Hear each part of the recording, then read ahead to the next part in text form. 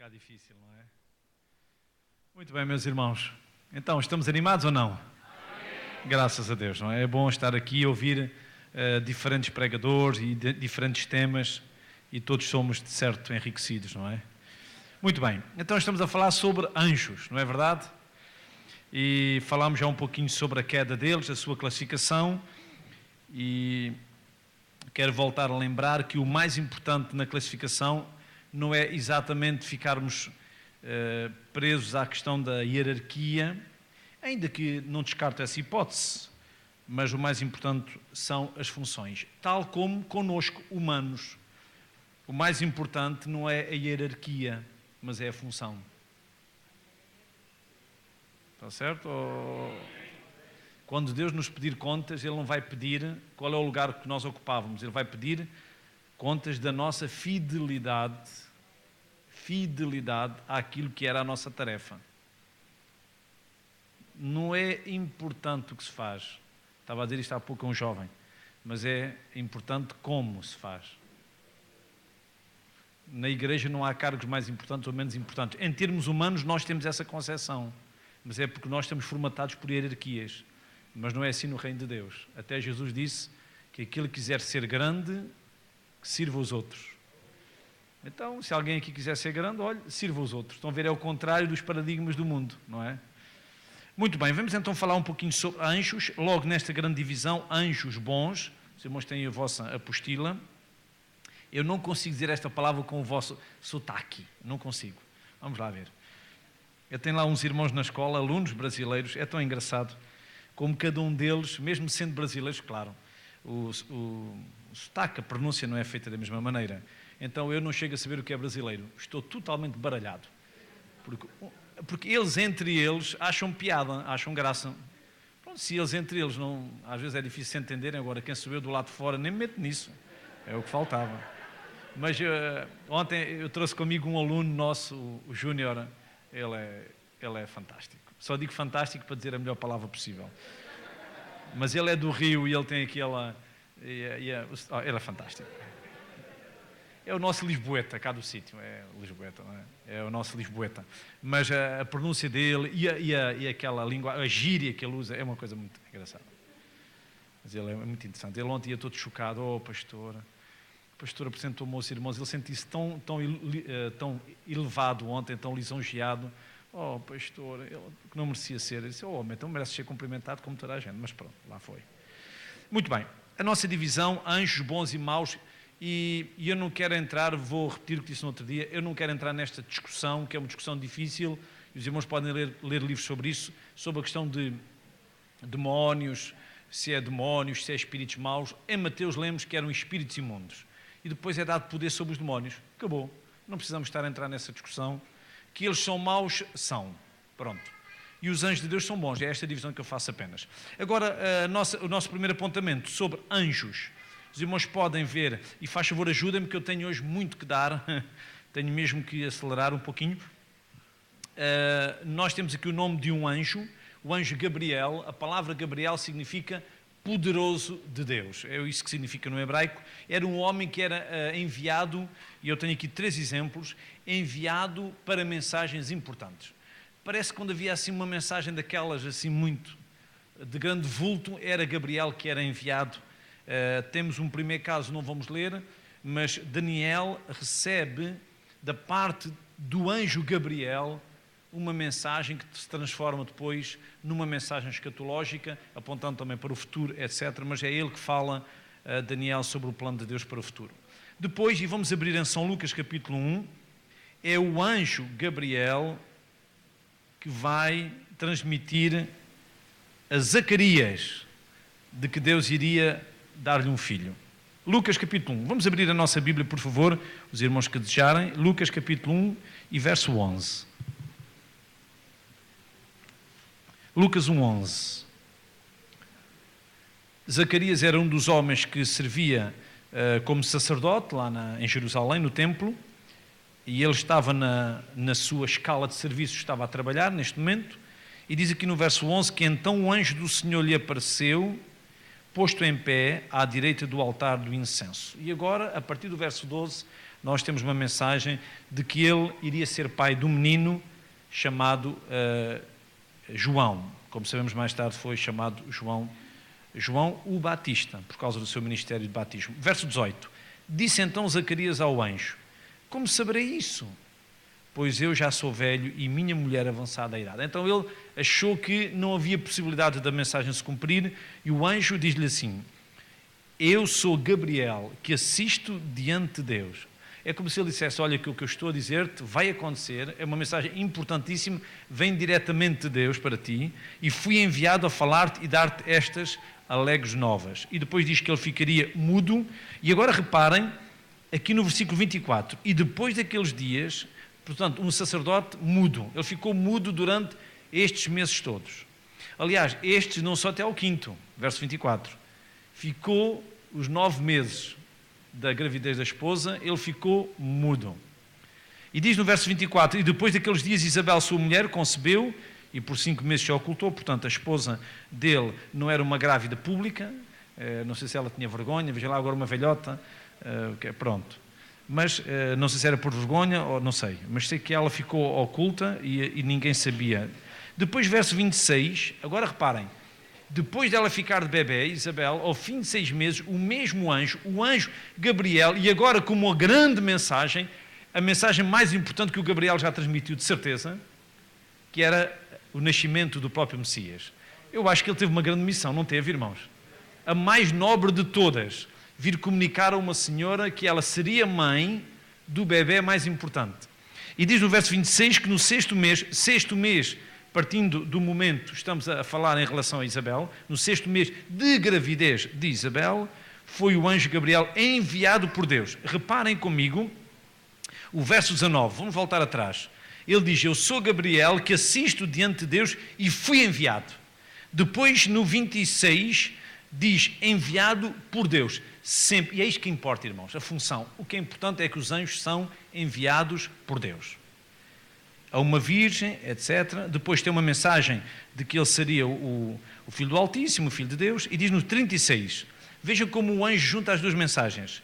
E eis que também Isabel, tua prima, concebeu um filho em sua velhice, e é este o 6º mês para aquela que era chamada estéril, porque para Deus nada é impossível.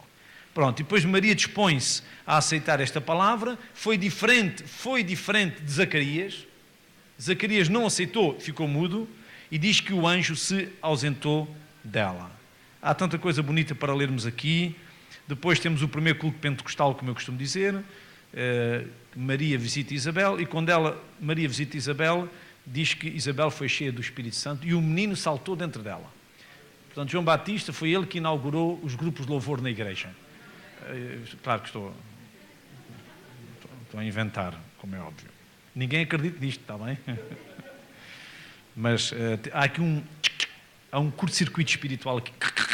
2 pessoas com 2 autênticos milagres, com uma mensagem vindo diretamente de Deus, através do Gabriel. Parece que o Gabriel era o carteiro de serviço. Parece que ele é que realmente tinha sempre missões especiais. Depois vamos passar para arcanjos, ou como já falei há pouco de manhã, o prefixo arc significa superior, ou chefe, ou maior, ou supervisor. Então só temos o nome de um arcanjo.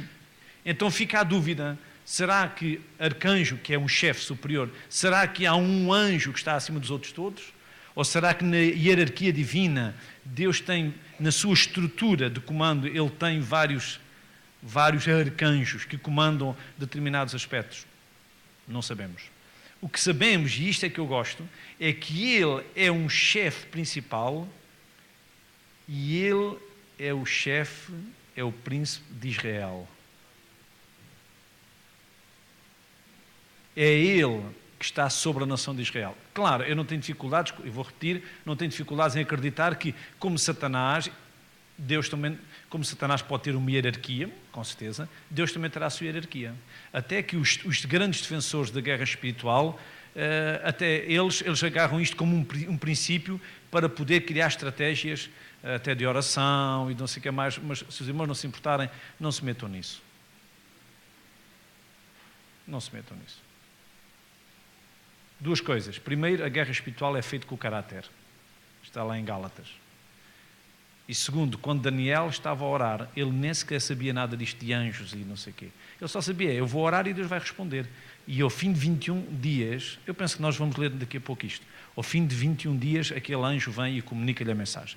O mais importante não é saber onde é que está o anjo tal e o outro. O mais importante é nós orarmos confiando que Deus vai responder às nossas orações. Olha, irmãos, o resto são as pessoas que andam para inventar e eu tenho receio que o diabo explore isso, mudando o nosso foco. A pregação do Evangelho é às pessoas. A oração é a Deus. A autoridade é sobre os demónios. Isto é tudo bíblico. O resto não quer saber do José Pelintra para nada. Vamos abrir então Daniel capítulo 12. Eu espero bem que não esteja a mexer com algum dos pressupostos de ensino da igreja. Julgo que não é a minha intenção. Acho que não. Pelo menos estou a ser bíblico. Já não é muito mau, não é? Daniel 12. É que estou cansado de conversa fiada. E o diabo pode enganar as pessoas, diz seduzi-las nisto, que é mudar o foco. E isto é perigoso. Daniel capítulo 12. E versículo 1. E agora, irmãos, vejamos aqui o nosso, a ver se eu não troco aqui os nomes, o nosso Miguel, porque como há dois nomes, às vezes Gabriel e Miguel, o único que realmente é considerado arcanjo é este, que está aqui, verso 1.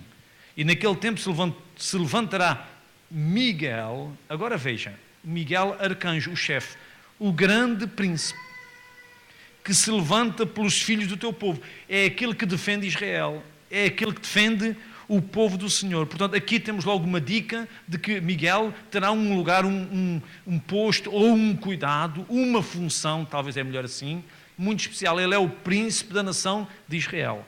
Agora, um pouquinho, talvez mais para trás, deixe-me ver aqui capítulo 10, verso 13. Talvez 10, vamos ver, capítulo 10, verso 10. Vamos começar um pouquinho atrás, 10.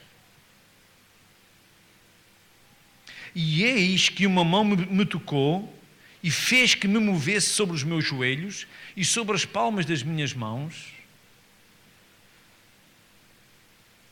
e me disse, Daniel, homem muito desejado, está atento às palavras que te vou dizer e levanta-te sobre os teus pés, porque eis que sou enviado.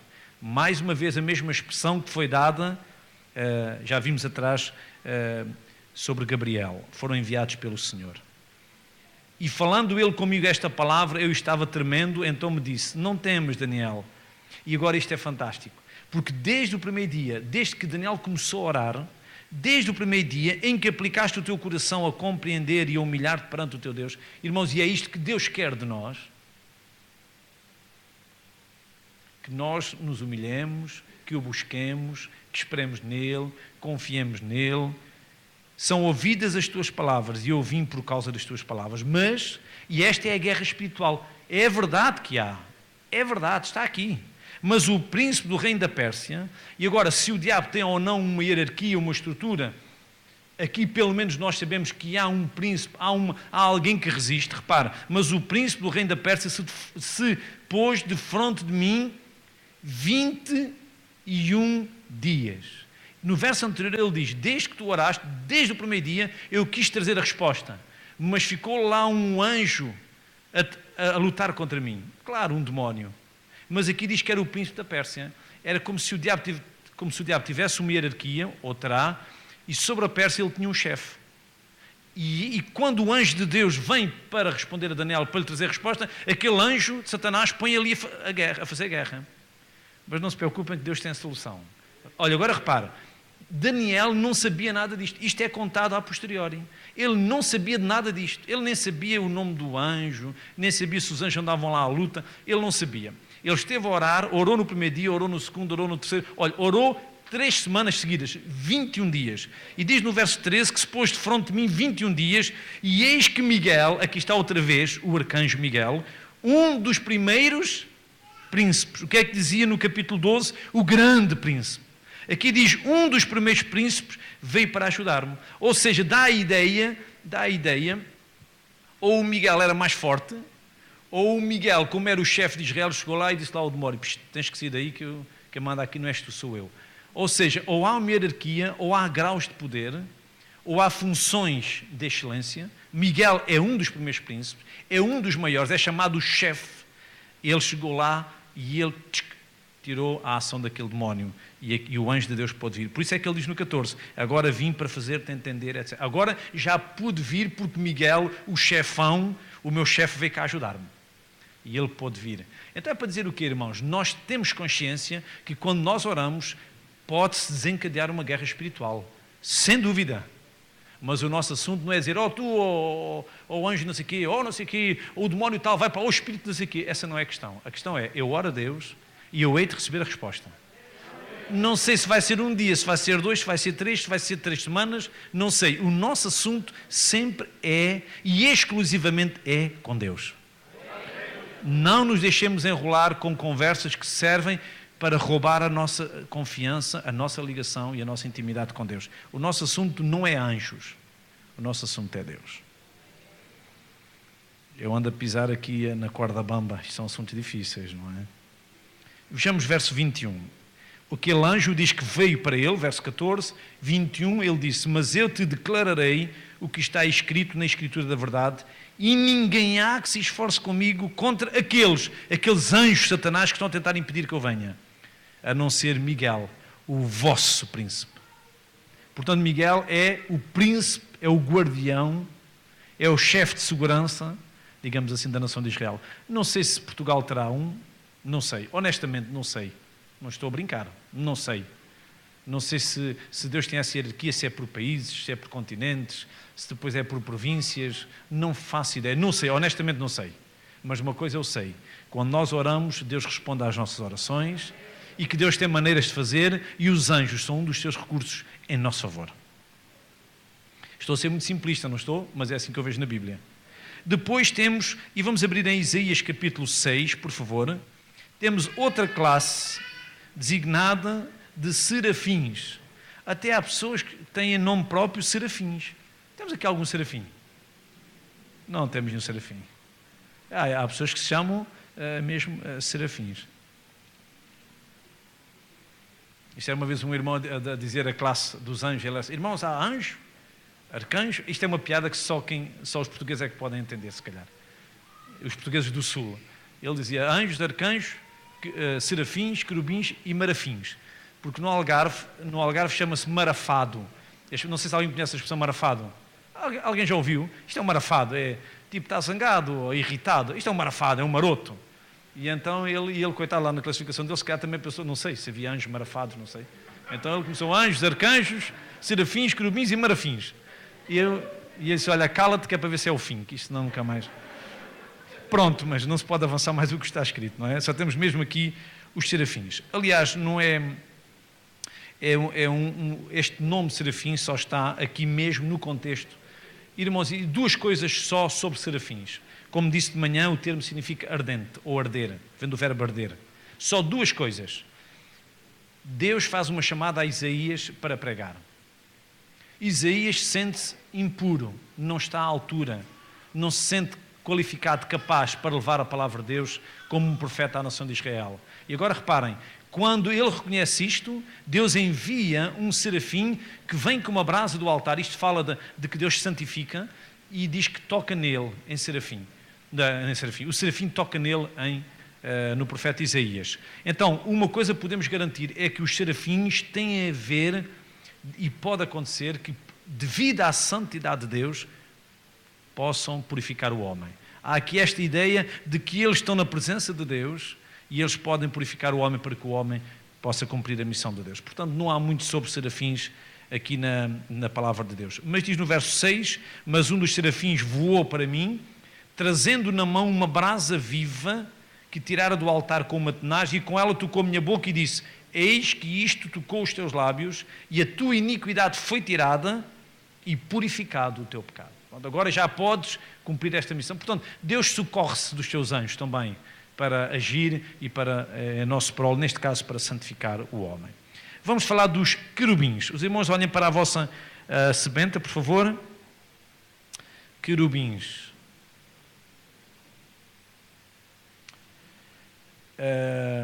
Talvez dos textos mais conhecidos sobre querubins é a tampa da Arca da Aliança. Aquela tampa, claro, era uma tampa, mas aquela tampa tinha nas suas extremidades a figura de 2 querubins que se tocavam nas asas. 2 querubins que olhavam para a tampa. E aquele lugar, aquela tampa, aquele ponto onde eles estavam a focar o seu olhar, os irmãos reparem que isto é muito interessante. Há uma tipologia maravilhosa aqui. É que aquela arca que tinha lá dentro a lei de Deus, aquela arca era como um símbolo da presença de Deus, mas de um Deus exigente. Um Deus que queria e tinha feito uma aliança com o povo e queria se vincular ao povo, mas o povo tinha que obedecer à lei.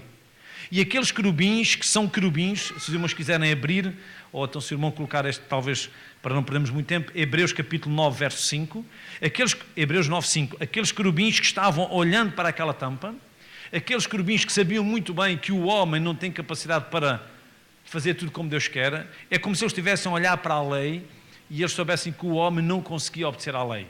E era lançado, no dia da expiação anual, era lançado sangue sobre aquela tampa. Os irmãos estão a ver, os querubins estão a olhar e em vez de encontrar um homem incumpridor, encontram um sangue remidor. E é interessante que Hebreus, quando fala deles, aqui no capítulo 9, diz, e sobre a arca, os querubins da glória.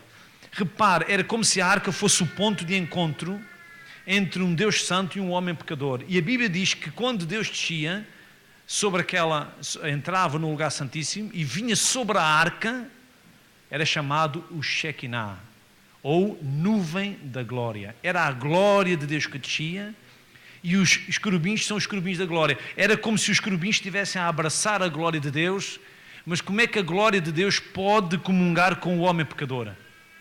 É por isso que o sumo sacerdote tinha que lançar o sangue, porque no encontro entre um Deus glorioso e um homem pecador, a única hipótese era a redenção, que já servia como tipo do sangue de Cristo. Isto é maravilhoso. É por isso que o sumo sacerdote só lá ia uma vez por ano, e só o sumo sacerdote podia ir, e só ele podia inclusive entrar no lugar santíssimo, e ainda levava atada uma corda. Ele entrava com uma corda presa à sua perna. No caso de Deus não aceitar o sacrifício, ele era tirado para fora para ninguém entrar, porque quem entrasse morria. Era como um tribunal. Ali está Deus a fazer um ajuste de contas. E os querubins falam da glória de Deus. Eles não podem ver o pecado do homem. É preciso sangue. E quando o sangue está ali para apaziguar a ira divina, porque a palavra propiciatória é o nome daquela tampa, é o lugar onde Deus faz o ajuste de contas e ele se torna propício, favorável a nós. Deus só é favorável. Como é que Deus é favorável? Quando há pecado. Aí está o valor do sangue. Então, nós temos por um lado o homem pecador e temos um Deus de glória e são os querubins da glória como se fossem as testemunhas do encontro entre um Deus pecador com um Deus salvador com um homem pecador. E ali mesmo, naquele momento, o sangue. Então, o dia da expiação anual, irmãos, era um dia fabuloso. Eu posso imaginar aqueles milhares ou milhões de homens e mulheres em todo o arraial à espera de que o sumo sacerdote entrasse e Deus pudesse, já estou a pregar o glória a Jesus, pronto.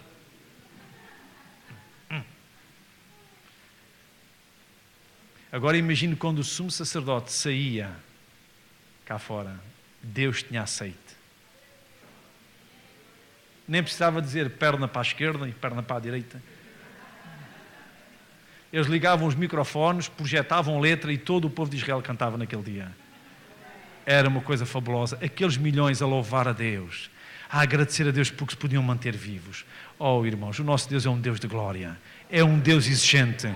E estes anjos servem como que são eles que promovem esta exaltação. Então os querubins estavam ali constantemente sobre aquela arca. Os querubins da glória, guardiães da adoração. Agora, um tema muito enigmático que é o anjo do Senhor.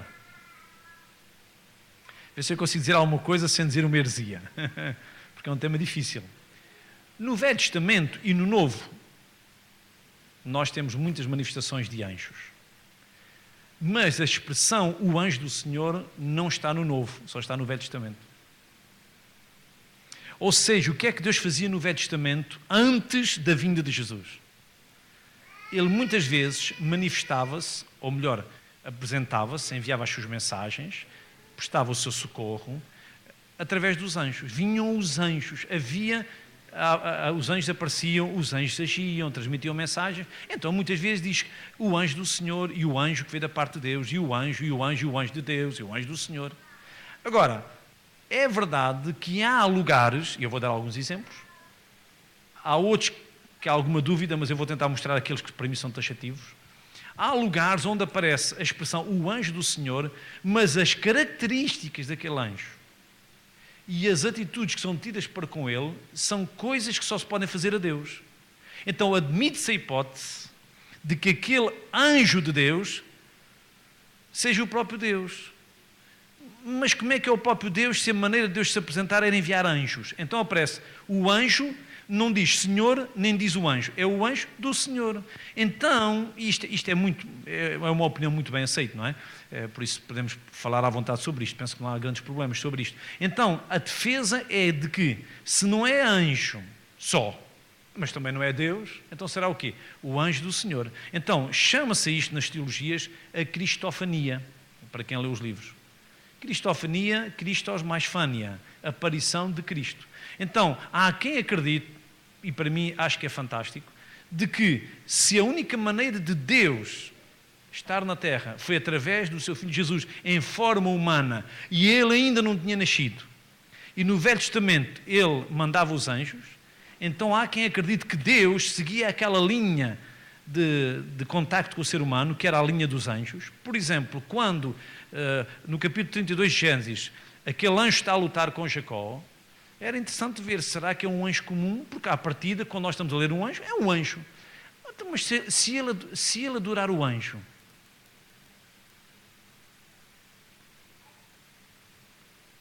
estão a ver? Então temos que admitir uma hipótese. Há aqui um encontro entre a maneira como Deus se apresentava, que era uma forma angelical, e também a questão de que Deus iria se apresentar em forma humana. Então, no fundo, era um anjo que aparecia como se fosse um homem, mas com os atributos divinos. É o arranjo possível dentro da maneira como Deus se apresentava naquele tempo. Porque ele é um anjo, mas é mais do que anjo. Mas também ainda não é homem, porque ainda não vê a terra como homem. Mas também Deus não aparecia assim, ele apresentava-se pelos anjos, então ele tem que aparecer daquela maneira. Então quando nós lemos, e lemos, penso que foi ontem, lá em Gênesis 18, nós encontramos 3 varões, estão a ver, porque os anjos de Deus também apareciam, às vezes em forma visível, como já falámos, como se fossem pessoas, e nós constatámos que daquelas 3, duas daquelas 3 pessoas, ou 2 daqueles 3 varões, eram anjos, mas o outro é o Senhor. Irmão, mas Deus não pode ser visto. Exatamente, por isso é que é cristofania. Porque é a única pessoa divina que se pode ver. Era vê-lo antes de ele ter nascido, dentro do formato em que Deus fazia a sua aparição, que era pelos anjos. Não sei se isto está a criar aí alguns embrólios, mas é o que se pode arranjar, não é? Isto é muito bom, isto é maravilhoso. Não vou dar aqui um beijinho na Bíblia, como faço nas minhas aulas, senão os irmãos excluíam-me. Leamos Gênesis capítulo 16. A palavra de Deus é maravilhosa, não é, irmãos?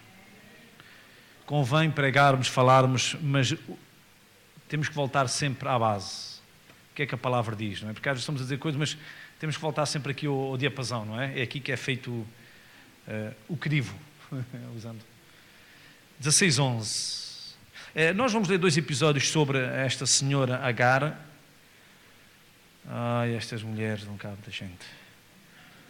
Esta Agar. A culpa não foi da Agar, foi do marido. Os homens não percebem nada disto também, coitados. Pronto, Gênesis capítulo 16. Ok? Esta mulher, ela foge de casa, pronto, toda aquela história com a sua, com Sara. A Sara começou a afligir a sua vida, porque ela agora é que era a mãe, tinha um bebê, pronto, é uma questão de ciúmes, foi muito complicado. Depois, a partir do verso 7, diz que o anjo do Senhor encontrou Agar. E vejam 11, disse-lhe também o anjo do Senhor. Então, só podemos dizer que este anjo será o Cristo pré-encarnado se apresentar atributos divinos, não há outra maneira. Eis que concebeste e terás um filho e chamarás o seu nome Ismael. Ismael significa Deus a ouvir, Deus ouve. porquanto o Senhor ouviu a tua aflição. Portanto, aquele menino seria, o próprio nome dele seria um marco, seria um memorial de que Deus ouviu aquela mulher que saiu em desespero da casa da sua senhora. E ele será homem bravo, etc. 13. E ela chamou o nome do, não diz anjo, do Senhor que com ela falava. Para mim acho que é um texto extremamente óbvio, em que é um anjo que fala com ela, mas quando ela fala, fala com o Senhor. Tu és o Deus da minha vista, ou seja, tu viste-me, como é que tu me encontraste aqui? Não olhei eu também para aquele que me vê? Etc, etc, etc. Portanto, eu penso que este é um bom texto para afirmar que o anjo do Senhor é o Senhor. Penso que é um texto bastante elucidativo. Claro que tenho mais versículos aqui, os irmãos têm na vossa apostila, depois podem ler lá em casa, mas vamos avançar um pouquinho mais, está bem? Se ainda tenho aqui mais... Olha, se não tiver mais nada para dizer, já não venho amanhã. Mas acho que ainda tenho, ainda devo ter coisa. Arranja-se aqui qualquer coisa, não é? Ok.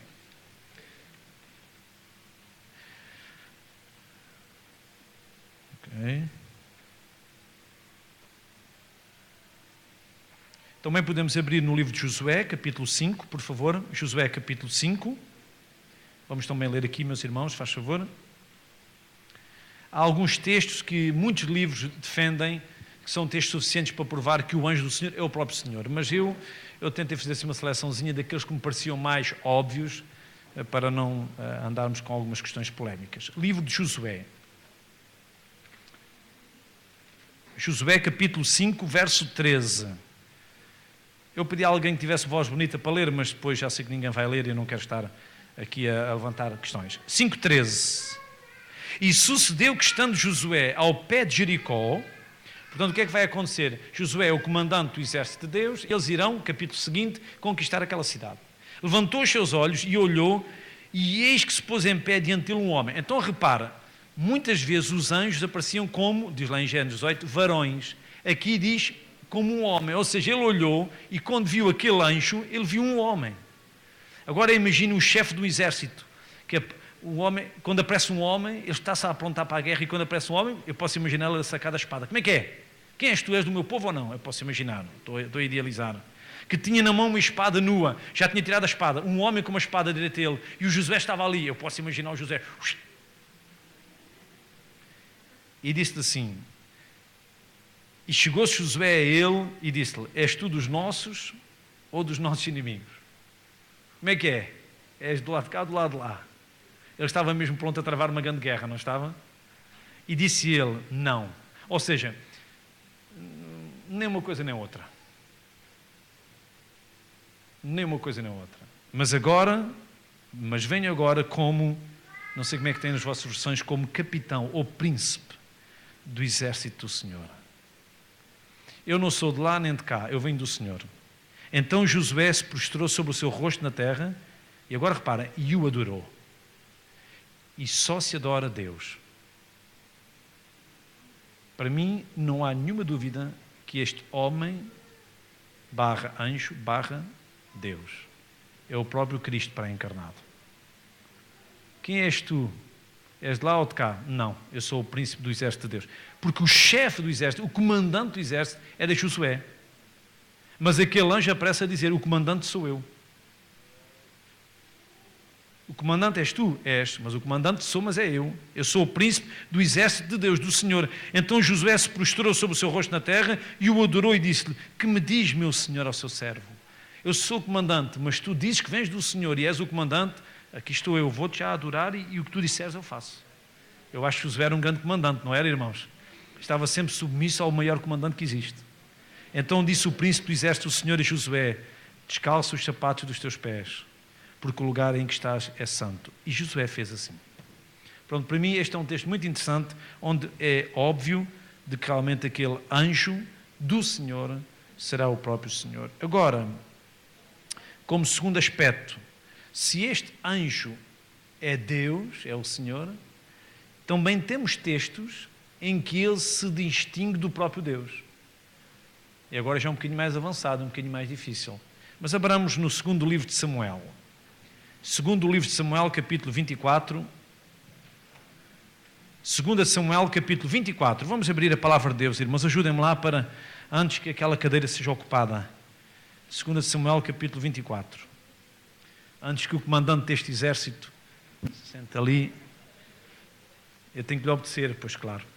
Segundo livro de Samuel, capítulo 24, verso 16.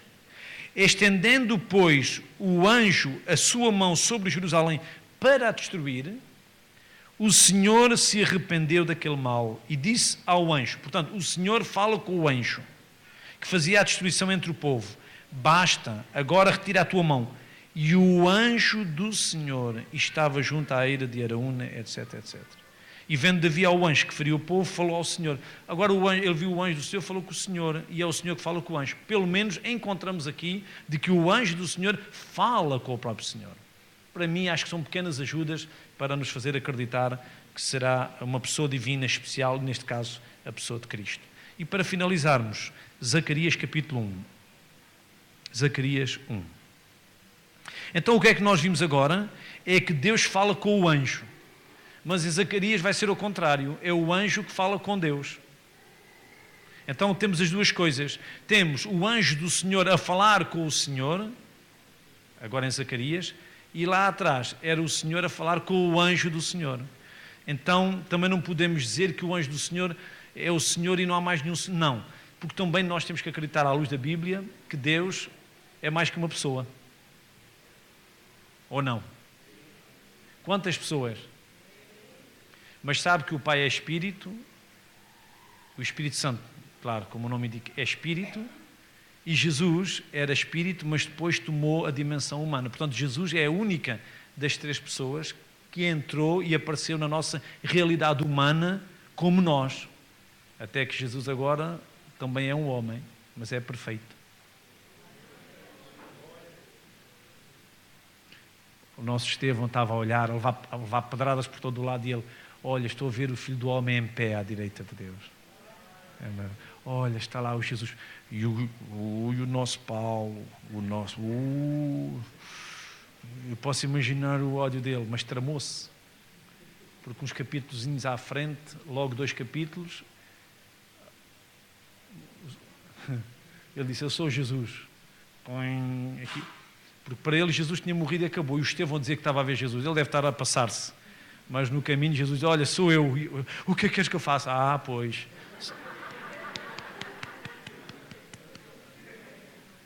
Calma lá que é para aprenderes.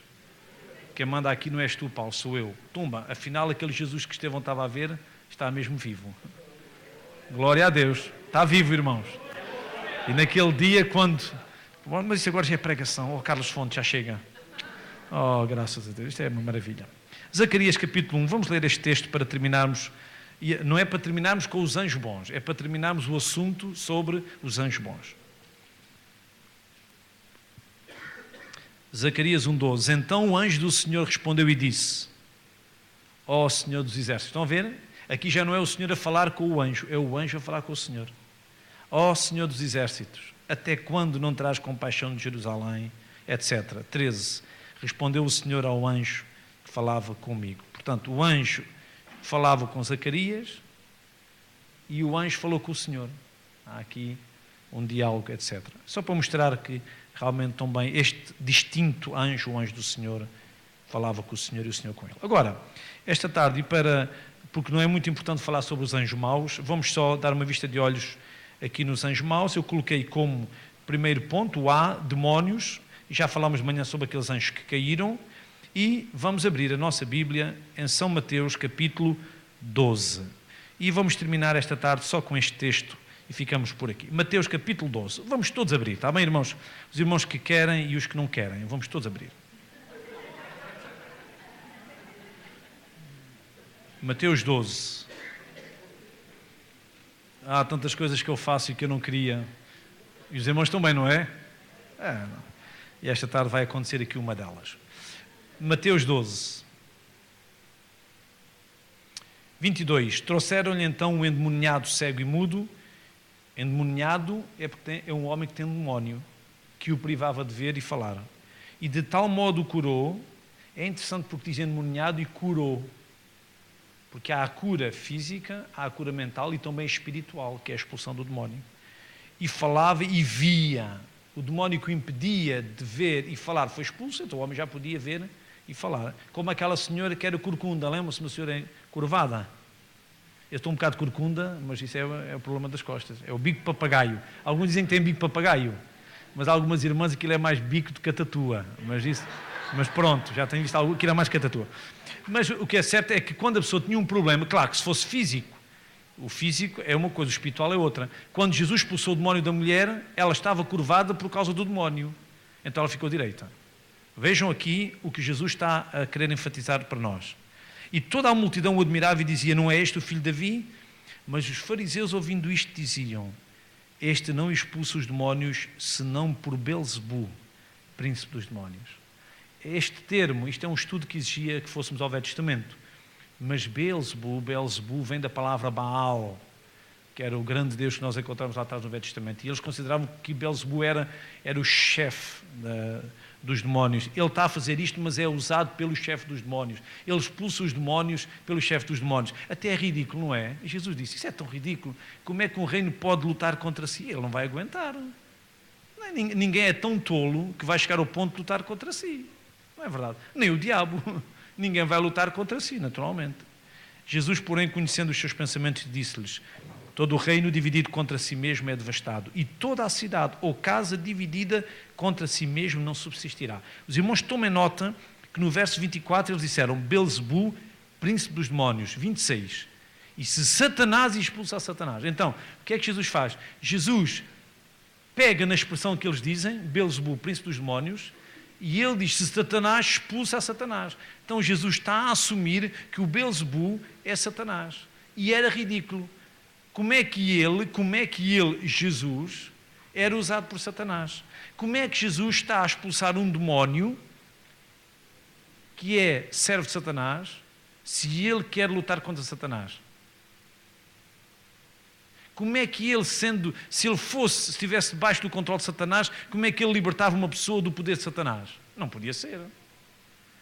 Então aqui o texto diz, e se Satanás expulsa Satanás, está dividido contra si mesmo, como subsistirá, pois, o seu reino? Então, a afirmação que temos no 24, temos que juntá-la com o de 26, é que Belzebu significava Satanás, chefe, príncipe dos demónios. Olhando para o nosso material de estudo, nós temos aqui demónios, anjos que caíram com Satanás, já falámos, Belzebu, príncipe dos demónios. Então, quando falamos de demónios, estamos a falar daqueles espíritos que estão sujeitos a Satanás. E, finalmente, Satanás, como diz no verso 26, se Satanás expulsa a Satanás, está dividido contra si mesmo. Como subsistirá, pois, o seu reino? Então, Satanás é como que o chefe, digamos, daquele reino, é o príncipe do seu reino. E 24, Belzebu é príncipe dos demónios. Então, príncipe do reino, príncipe dos demónios, Satanás é o chefe dos demónios, Satanás tem o seu reino, e Jesus disse, como é que eu iria expulsar demónios de uma pessoa se eu estivesse pactuado com o chefe deles? Não podia ser. Isso é estar a lutar contra si próprio. Isso é impossível. É por isso que depois de todo o texto, Jesus fala de que é necessário tirar o valente lá de casa. E Jesus, quando expulsou o demónio, tirou o valente. Graças a Deus. Para terminarmos, ponto 2. Nomes que denotam a sua natureza. O que é que Satanás... Estes títulos reforçam a ideia das suas características. Olha, ele é um leão. Claro que a Bíblia também, quando fala do poder de Jesus, ou do poder de Deus, também apresenta exatamente como um leão. Apresenta o leão no sentido do seu poder, etc. Quando fala de Satanás, fala também da sua astúcia. Diz lá em Pedro que ele anda à volta a bramar. O que é bramar? Alguém sabe fazer bramar? Alguém fazer o ruído? Alguém sabe? Ainda se fosse um sapinho, como o irmão fez de manhã, a gente ainda faz, um bocadinho, ainda fazemos um sapinho. Ele anda à volta a fazer barulho, para nos meter medo, buscando a quem possa tragar. Portanto, o diabo anda num esforço, numa tentativa de meter-nos medo para nos agarrar. Serpente, astúcia, dragão e antiga serpente, destruidor, homicida. Já falámos aqui na mentira. É o diabo o pai da mentira. É ele que quer levar as pessoas a mentirem. Tentador e acusador. Portanto, isto é tudo características de Satanás, que são exatamente o contrário das características do Senhor. Então, o que é a guerra espiritual? Para terminarmos. É o diabo querer que nós façamos estas coisas que o caracterizam. Por exemplo, o diabo quer que eu minta, mas Deus quer que eu fale a verdade. Então, na guerra espiritual, eu falo a verdade. Temos o capacete da salvação. O diabo quer que eu tenha dúvidas sobre a salvação. A couraça da justiça. O diabo não quer que eu seja honesto, verdadeiro, e Deus quer. Isto é a guerra espiritual. Então vamos vencê-lo através de uma vida dependente de Deus, onde abunda o fruto do Espírito Santo. E Satanás é envergonhado. Oxalá que Deus pudesse dizer: observaste tu o meu servo Carlos Fontes? Homem que faz guerra espiritual. Não. Homem temente a Deus. Fiel a Deus. Eu quero ser também assim. E os irmãos também. Amém?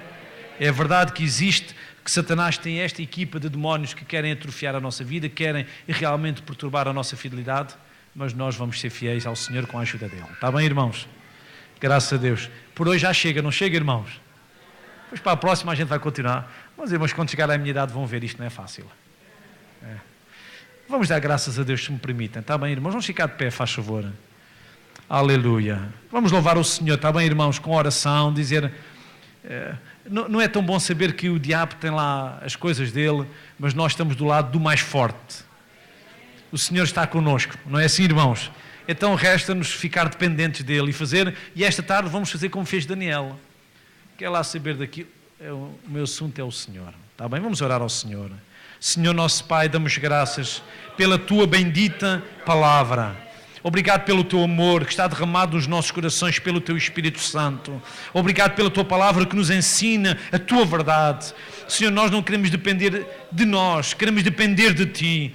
Nós queremos confiar em ti. Continua a ajudar os outros irmãos que estão a ensinar a tua palavra. Senhor, para que eles sejam homens da palavra, homens ousados, cheios do Espírito. Ajuda-nos, Senhor, a transmitir a tua palavra com a graça e a sabedoria que vem de ti, para que estes irmãos fiquem ainda mais fortes em ti. Ó Senhor, mais animados em ti, mais robustecidos em ti.